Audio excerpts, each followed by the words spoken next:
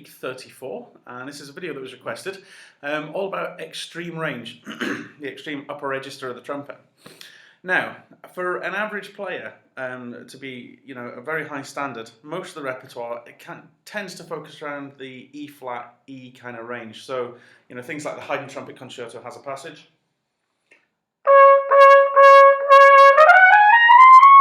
Up to the high E flat. So being comfortable up there is really, really, really useful. So once you kind of start hitting top C, just push yourself on a wee bit. I would always say a good note to be able to play is up to about a super F. It's really good to be comfortable on that one. So when you start going for these notes, a couple of tips for you. I would start by playing the octave below and then just ripping up to them. So like,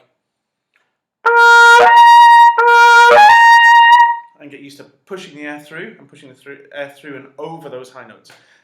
Also, just working up gradually, just in semitones.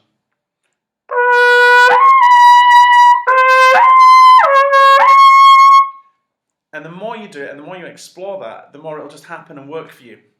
Key things to remember: air is the secret. Airstream, airflow is the big secret here. So, a couple of little things for you on that one. Make sure that you're taking a nice big breath in. The word ho is a really good one to get lots of warm air in and moving the air out nice and quick. My analogy on high notes is that it's all about airspeed. So I always talk to my students about low C, the air traveling at 5 miles an hour. Now if I double 5 miles an hour, I get 10 miles an hour, which gives me the octave above. If I double 10, I get 20 miles an hour. And if I double 20, I get 40. And if I can double 40 to 80, there you go, and that's why there's kind of a bottoming out part of the range. Some people are getting up to that next C above there, but it's very rare, and it's really rare, and it takes a lot of time and practice. One of the essentials when you're working with Airstream is to use some breathing machines if you want to really push up into these upper registers. Things like a tri-ball trainer, which is where you breathe in and the 3 balls lift up, and it gives you something to breathe against, so it kind of makes you, it really extends your lungs and works the intercostal muscles that go between your rib cage. So they're really good. What I use is a breath builder. Breath builder is just perfect. I did a little clip before. I can't remember what number it was, but it was a clip all about breathing devices and breathing gadgets, breathing machines. Look out for that one because it shows you the different breathing machines that you can get. So the breath builder is a large tube, and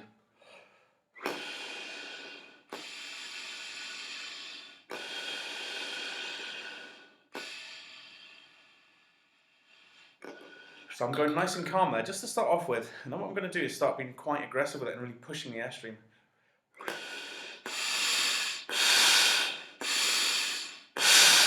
So just a couple of times there, just to get my body used to the extra air needed. And then we can start covering holes over.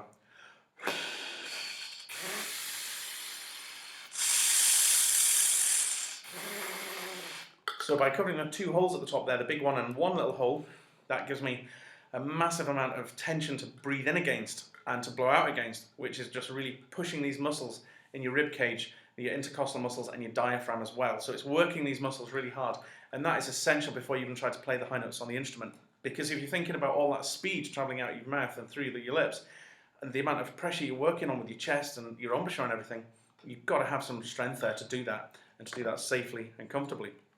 So once you start then on the instrument, make sure you're nice and strong around the lips. Flutter tonguing is a great exercise for strength.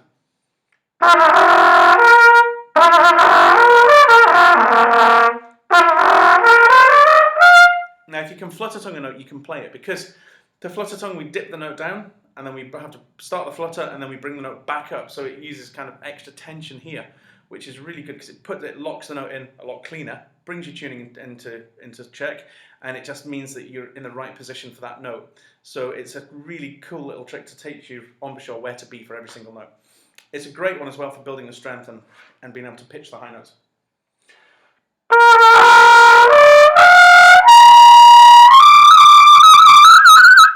There's no need, I think, in any piece of music to flutter tongue on a super G or anything like that, but it's a really good exercise just to get the embouchure into place. The tongue as well is massively important for this, because the position of the tongue can help the air get through quicker. And as we said, it's all about air speed, high notes. So by bringing your tongue up into an E position, as if you said the word E, T, that'll help keep everything, the gap, really small on the inside of your mouth, which will increase the speed of the air and the air pressure, and that'll help the high note as well. A lot of people talk about using the tongue through the lips to keep the embouchure open.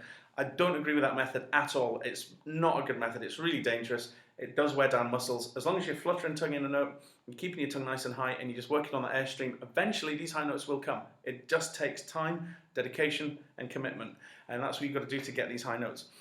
I would always say, to be comfortable as a player, things like the Haydn trumpet concerto there, I want to know that I can play higher. So I would practice things higher and just keep going for it and keep going for it.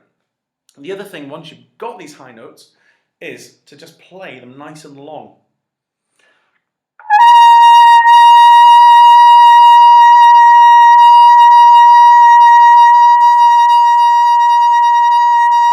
And you'll start to feel a burn, and you'll start to feel achy muscles, and these are the muscles that you're working for that note, so wear them down. Make sure that when you have worn the muscles down,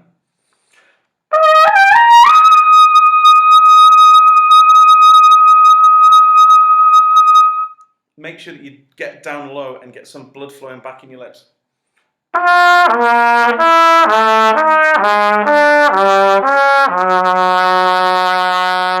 So just go over some low notes and exercises and just keep doing that until everything starts to tingle.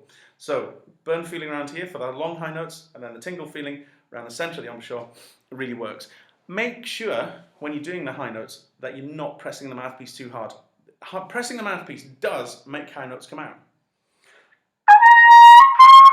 but eventually it just squeezes that embouchure shut and stops it vibrating and kills the sound. It also darkens and dulls the sound down, which just doesn't sound good. You can tell when somebody's pressing. So try not to press the mouthpiece, just be aware of mouthpiece pressure, and just try and keep it as light as possible. I use my thumb against the first valve block there and make sure I'm kind of almost pushing the instrument away from me. And that really helps, keep the pressure light and gives me more range all the way up.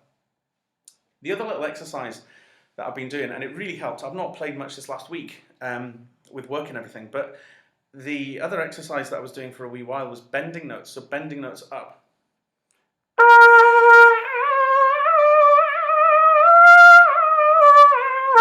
And being able to play that C scale, so C to F, by just releasing mouthpiece pressure basically and working the inner part of the embouchure. So I've talked about it a few times before, but it's a really good exercise just to work the inner part, which really does help support these high notes, and it really does make it a lot easier. I'm using a 2MD mouthpiece, which is a massive big mouthpiece. It's huge, it's big. I've got a 9-star back bore, which is quite huge as well. So you can hear it's not bringing my register down. I'm able to get up to super C fairly easily. So I'm able to get up there and get onto these high notes with a big mouthpiece because I've got the right technique. And that's what you've got to go for all the time. It's all about technique. It's not about sheer muscle and force and things like that. It's technique and working with it. I'm not a scream trumpet player. I'm not like a kind of big band and playing super loud and stuff like that because I'm a classical player. So I tend to play piccolo trumpet and baroque trumpet. So I'm wanting to be as delicate and as in control as possible up there. So that's the angle I've come at it from with all these little tips. The off trumpet exercise as well for working this inner embouchure is the, as if you're saying poo. Just flick that embouchure, keep the corners tight, and that really helps this inner part of the embouchure as well. So I would as well play around with tunes, things like Twinkle Twinkle Little Star.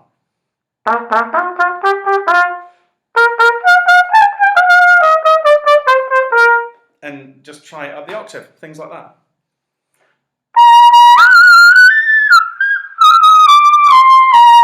Just play around playing all your tunes and playing them up an octave, up 2 octaves and all that kind of thing. And just keep going.